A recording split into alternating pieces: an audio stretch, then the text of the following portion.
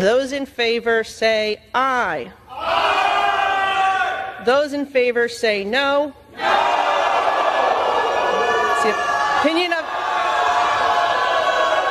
It's the opinion of the chair that the ayes have it and the resolution is agreed to, and without objection, the motion to reconsider is laid on the table.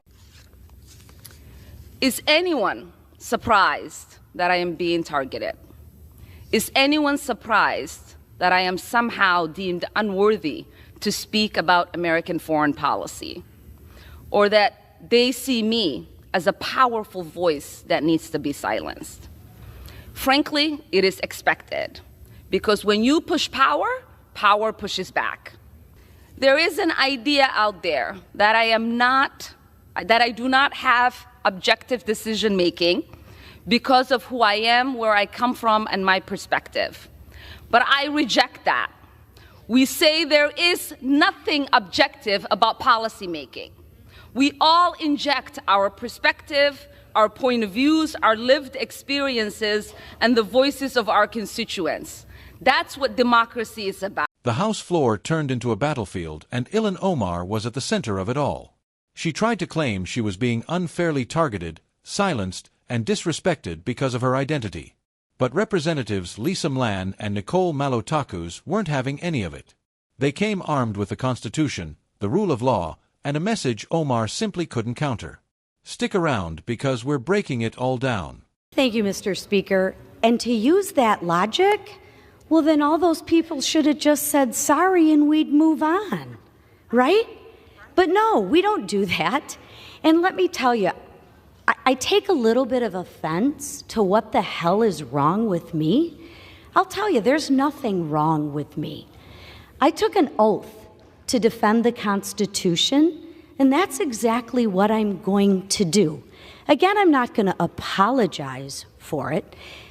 I'm going to hold the Constitution, and it's very simple. We really shouldn't even have this debate. If you break the law and you follow due process, there are consequences to your actions, even if you say sorry. So we can try all of the diversion tactics that we would like. It doesn't change the fact that someone broke the law and that someone should be held accountable. It is disappointing, Mr. Speaker, that their own party can't hold them accountable, that they have such hypocrisy. So with that, I yield. Today I'm breaking down how Omar's attempt to play the victim completely backfired. Before we dive in, hit that subscribe button so you never miss the raw truth from Capitol Hill. Omar opened with the same tired script. I'm being targeted because of who I am.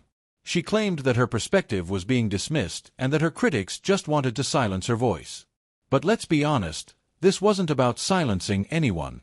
This was about holding someone accountable for their actions. Omar wanted the debate to be about identity. But the American people know better.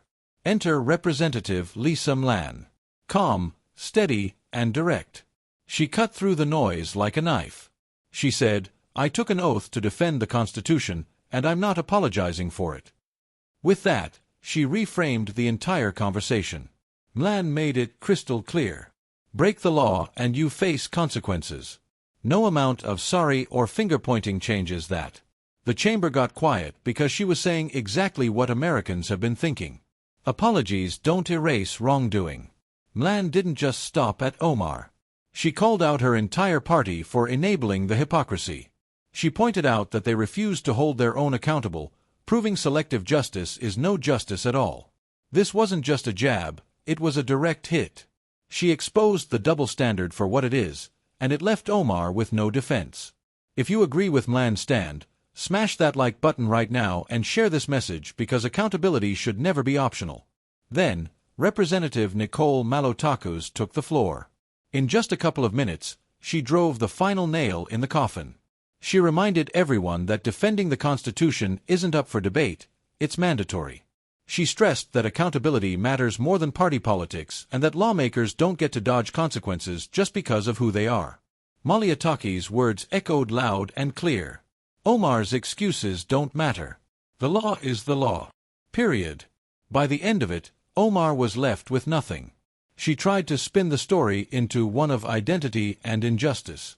But McClain and Malotakus crushed that narrative. They reminded the nation that Congress isn't about victimhood. It's about responsibility, integrity, and defending the Constitution. Omar's attempt to play the victim didn't just fall flat. It completely backfired. Who do you think delivered the strongest blow, Lisa McClain or Nicole Malotakus? Drop your thoughts in the comments below, and don't forget to hit subscribe on Capital Insights for more explosive breakdowns, fiery confrontations, and the truth they don't want you to hear. Thanks for watching. I'll see you in the next.